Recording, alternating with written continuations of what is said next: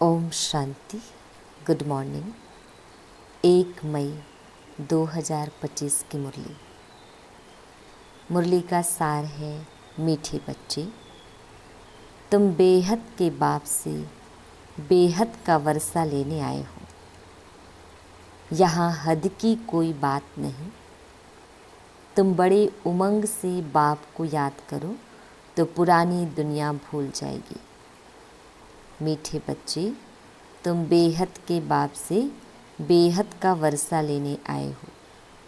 यहाँ हद की कोई बात नहीं।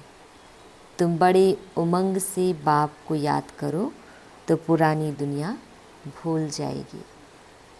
प्रश्न है, कौन सी एक बात तुम्हें बार बार अपने से घोट कर पक्की करनी चाहिए? कौन सी एक बात तुम्हें बार बार अपने से घोट कर पक्की करनी चाहिए? उत्तर है, हम आत्मा हैं। हम परमात्मा बाप से वर्षा ले रहे हैं। आत्माएं हैं बच्चे, परमात्मा है बाप। अभी बच्चे और बाप का मेला हुआ है। यह बात बार बार घोट घोट कर पक्की करो। जितना आत्म अभिमानी बनते जाएंगे, देह अभिमान मिट जाएगा। गीत जो पिया के साथ है। ओम शांति। डिटेल है, बच्चे जानते हैं कि हम बाबा के साथ बैठे हुए हैं। यह है बड़े ते बड़ा बाबा, सबका बाबा है। बाबा आया हुआ है। बाप से क्या मिलता है?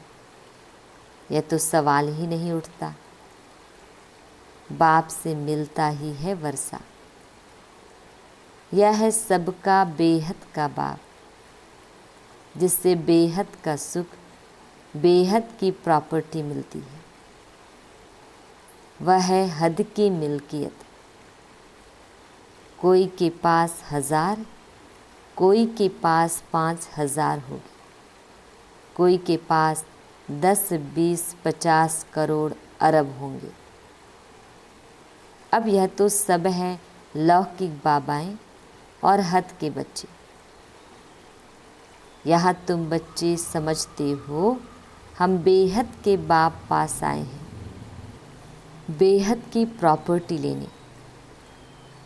दिल में आश तो रहती है ना? सिवाय स्कूल के और सत्संग आदि में कोई आश नहीं रहती। कहेंगे शांति मिली, वह तो मिल नहीं सकती।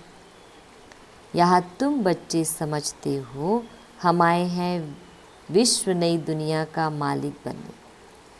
नहीं तो यहाँ क्यों आए? बच्चे कितनी वृद्धि को पाते रहते हैं। कहते हैं बाबा हम तो विश्व का मालिक बनने आए हैं। हद की कोई बात ही नहीं। बाबा आपसे हम बेहद स्वर्ग का वर्षा लेने आए हैं। कल्प कल्प हम बाप से वर्षा लेते हैं, फिर माया बिल्ली छीन लेती है। इसलिए इसको हार जीत का खेल कहा जाता है।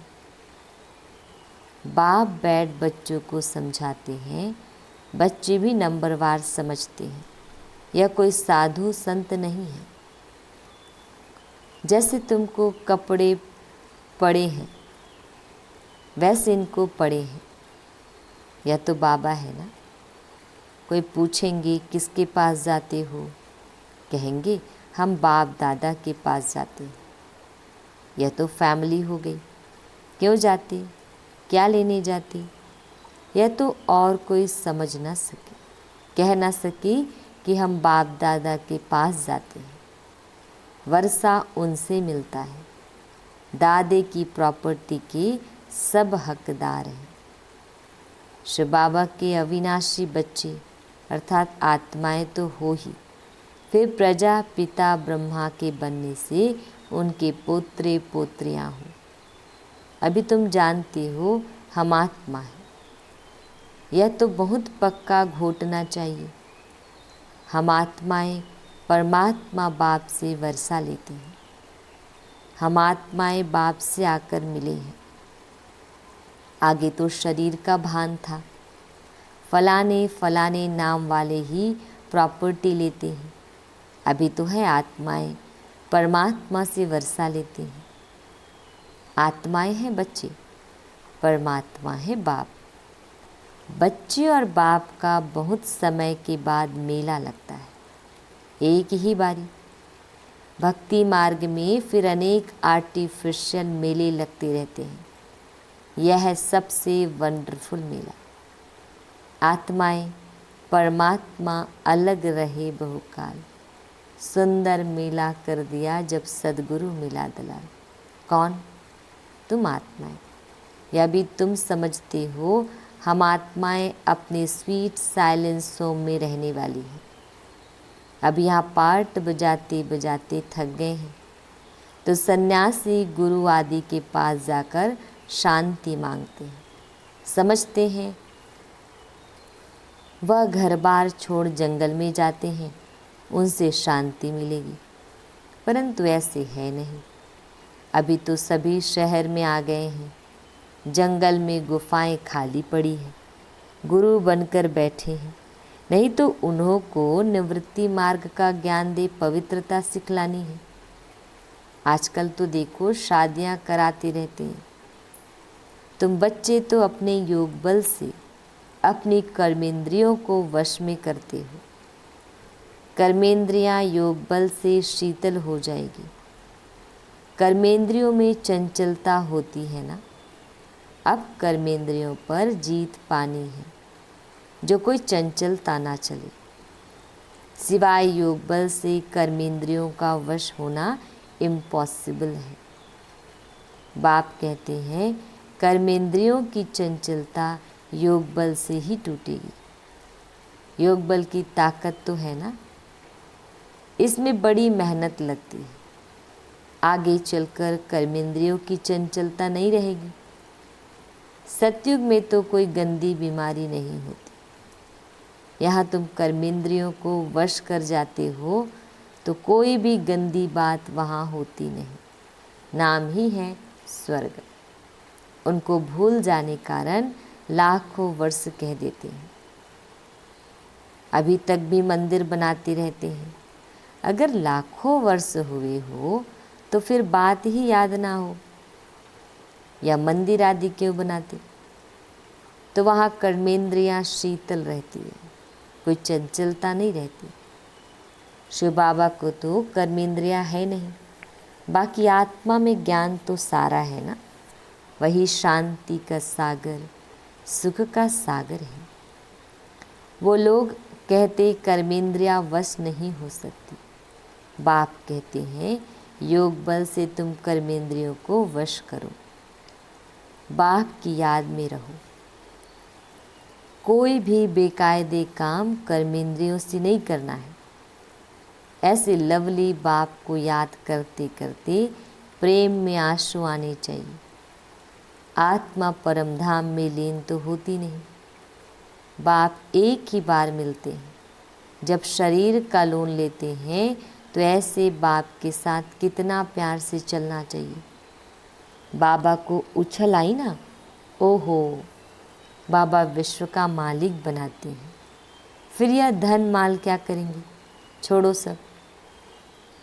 जैसे पागल होते हैं ना, सब कहने लगे इनको बैठे बैठे क्या हुआ, धंधा आदि सब छोड़कर आ गए। खुशी का पारा चढ़ गया। साक्षात्कार होने लगी। राजाई मिलनी है, परंतु कैसे मिलेगी, क्या होगा, या कुछ भी पता नहीं। बस मिलना है। उस खुशी में सब छोड़ दिया। फिर धीरे धीरे नॉलेज मिलती रहती है। तुम बच्चे यहाँ स्कूल में आए हो, एम ऑब्जेक्ट तो है ना। यह है राजयोग। बेहद के बाप से राजाई लेने आए हो। बच्चे जानते हैं हम उनसे पढ़ते हैं जिसको याद करते थे कि बाबा आकर हमारे दुख हरो, सुख दो। बच्चियाँ कहती हैं हमको श्री कृष्ण जैसा बच्चा मिले। अरे वह तो वैकुंठ में मिलेगा ना।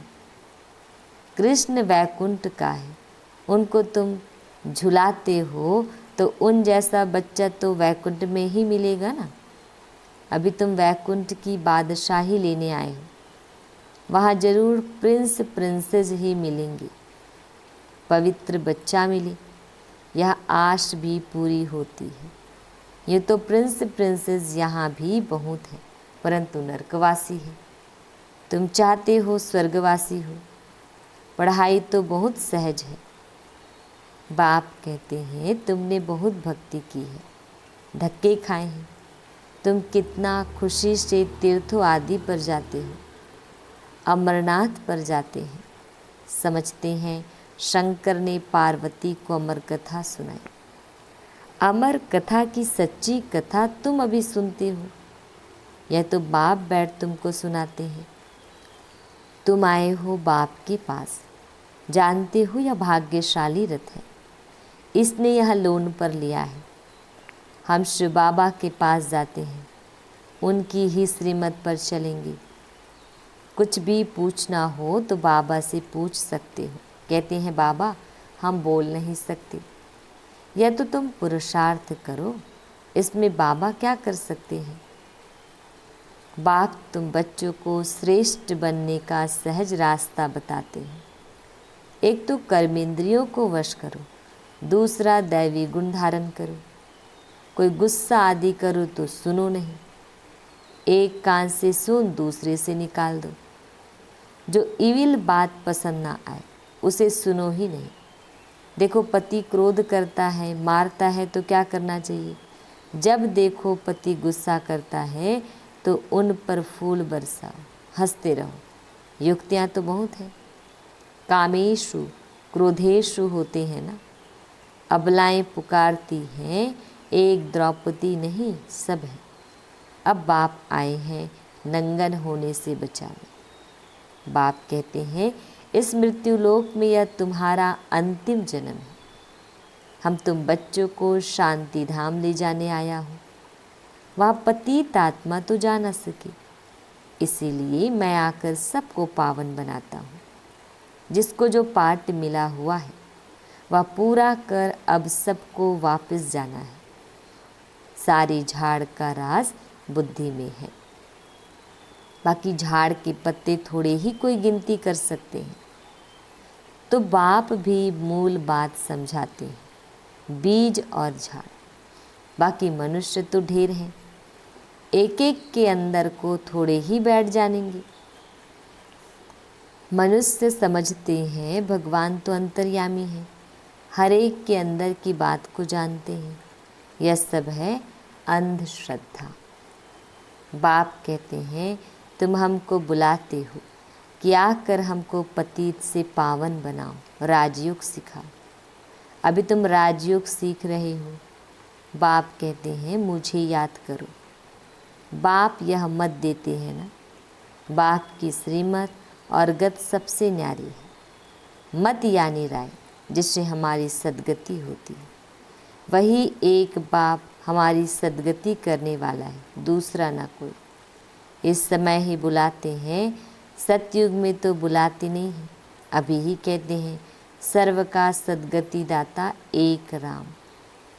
जब माला फेरते हैं तो फेरते फेरते जब फूल आता है तो उनको राम कह आँखों पर लगाते हैं। जपना है एक फूल को, बाकी उनकी पवित्र रचना। माला को तुम अच्छी रीति जान गए हो। जो बाप के साथ सर्विस करते हैं उनकी यह माला है। शिव बाबा को रचता नहीं कहेंगे, रचता कहेंगे तो प्रश्न उठेगा कि कब रचना की। प्रजापिता ब्रह्मा भी संगम पर ही ब्राह्मणों को रचते हैं ना।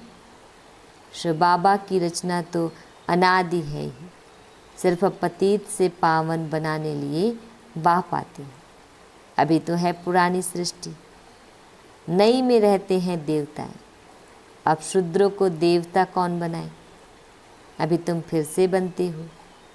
जानते हो बाबा हमको शूद्र से ब्राह्मण, ब्राह्मण से देवता बनाते हैं। अभी तुम ब्राह्मण बने हो देवता बनने के लिए। मनुष्य सृष्टि रचने वाला हो गया ब्रह्मा, जो मनुष्य सृष्टि का हेड है। बाकी आत्माओं का विनाशी बाप शिव तो है ही। यह सब नई बातें तुम सुनते हो। जो बुद्धिमान हैं वह अच्छी रीति धारण करते हैं। आहिस्ते आहिस्ते तुम्हारी भी वृद्धि होती जाएगी। अभी तुम बच्चों को स्मृति आई है, हम असूल देवता थे, फिर 84 जन्म कैसे लेते हैं, सब राज तुम जानते हो। जास्ती बातों में जाने की दरकार ही नहीं है। बाप से पूरा वर्षा लेने के लिए मुख्य बात बाप कहते हैं, एक तो मुझे याद करो, दूसरा पवित्र बनो, स्वदर्शन चक्रधारी बनो और आप समान बनाओ। कितना सहज है। सिर्फ याद ठहरती नहीं है, नॉलेज तो बड़ी सहज है। अभी पुरानी दुनिया ख़त्म होनी है, फिर सतयुग में नई दुनिया में देवी देवताएं राज्य करेंगे। इस दुनिया में पुराने ते पुराने यह देवताओं के चित्र हैं, वह इन्हों के महल आदि हैं। तुम कहेंगे पुराने ते पुराने हम विश्व के महाराजा महारानी थे। शरीर तो खत्म हो जाते हैं, बाकी चित्र बनाते रहते हैं। अब यह थोड़े ही किसको पता है, या लक्ष्मी नारायण जो राज्य करते थे वह कहाँ गए, राजाई कैसे ली। बिड़ला इतने मंदिर बनाते हैं परंतु जानते नहीं, पैसे मिलते जाते हैं और बनाते रहते हैं। समझते हैं यह देवताओं की कृपा है। एक शिव की पूजा है अव्यभिचारी भक्ति। ज्ञान देने वाला तो ज्ञान सागर एक ही है, बाकी है भक्ति मार्ग। ज्ञान से आधा कल सद्गति होती है, फिर भक्ति की दरकार नहीं रहती। ज्ञान, भक्ति, वैराग्य। अब भक्ति से पुरानी दुनिया से वैराग्य। पुरानी अब खत्म होनी है, इसमें आसक्ति क्या रखें। अब तो नाटक पूरा होता है, हम जाते हैं घर, वह खुशी रहती है। कई समझते हैं मोक्ष पाना तो अच्छा है, फिर आएंगे नहीं। आत्मा बुदबुदा है जो सागर में मिल जाता है। यह सब गपोड़े हैं। एक्टर तो एक्ट करेगा जरूर, जो घर बैठ जाए वह कोई एक्टर थोड़े ही हुआ। मोक्ष होता नहीं, यह ड्रामा अनादि बना हुआ है। यह तुमको कितनी नॉलेज मिलती है। मनुष्यों की बुद्धि में तो कुछ भी नहीं है। तुम्हारा पाठ ही है बाप से ज्ञान लेने का, वर्षा पाने का। तुम ड्रामा में बंधायमान हो। पुरुषार्थ जरूर करेंगे, ऐसे नहीं ड्रामा में होगा तो मिलेगा, फिर तो बैठ जाओ। लेकिन कर्म बिगर कोई रह नहीं सकता है, कर्म संन्यास हो ही नहीं सकता। अच्छा, मीठे मीठे सिकिल दे बच्चों प्रति माता पिता बाप दादा का याद प्यार और गुड मॉर्निंग। रूहानी बाप की रूहानी बच्चों को नमस्ते। हम रूहानी बच्चों की रूहानी माता पिता बाप दादाजी को याद प्यार गुड मॉर्निंग और नमस्ते। शुक्रिया मीठे प्यारे बाबा, आपका लाख लाख शुक्रिया। धारणा के लिए मुख्य सार है। फर्स्ट पॉइंट है, योग बल की ताकत से अपनी कर्मेंद्रियों को शीतल बनाना है, वश में रखना है। इविल बातें न सुननी है न सुनानी है। जो बात पसंद नहीं आती उसे एक कान से सुन दूसरे से निकाल देना है। सेकंड पॉइंट है, बाप से पूरा वर्षा लेने के लिए स्वदर्शन चक्रधारी बनना है। पवित्र बन आप समान बनाने की सेवा करनी है। वरदान, मुरली के साज द्वारा माया को सरेंडर कराने वाले मुरलीधर भव। मुरली के साज द्वारा माया को सरेंडर कराने वाले मुरलीधर भव। डिटेल है, मुरलियाँ तो बहुत सुनी है, अब ऐसे मुरलीधर बनो जो माया मुरली के आगे न्यौछावर अर्थात सरेंडर हो जाए। मुरली के राज का साज अगर सदैव बजाते रहो तो माया सदा के लिए सरेंडर हो जाएगी। माया का मुख्य स्वरूप कारण के रूप में आता है। जब मुरली द्वारा कारण का निवारण मिल जाएगा तो माया सदा के लिए समाप्त हो जाएगी। कारण खत्म अर्थात माया खत्म। स्लोगन: अनुभवी स्वरूप बनो तो चेहरे से खुश नसीबी की झलक दिखाई देगी। अनुभवी स्वरूप बनो तो चेहरे से खुश नसीबी की झलक दिखाई देगी। अव्यक्त इशारे, रूहानी रॉयल्टी और प्योरिटी की पर्सनालिटी धारण करो। डिटेल है: संगम युगी ब्राह्मण जीवन की विशेषता पवित्रता है। प्रवृत्ति में रहते अपवित्रता से निवृत्त रहना। स्वप्न मात्र भी अपवित्रता के संकल्प से मुक्त रहना। यही विश्व को चैलेंज करने का साधन है। यही आप ब्राह्मणों को रूहानी रॉयल्टी और पर्सनालिटी है। यही आप ब्राह्मणों की रूहानी रॉयल्टी और पर्सनालिटी है। अच्छा, ओम शांति।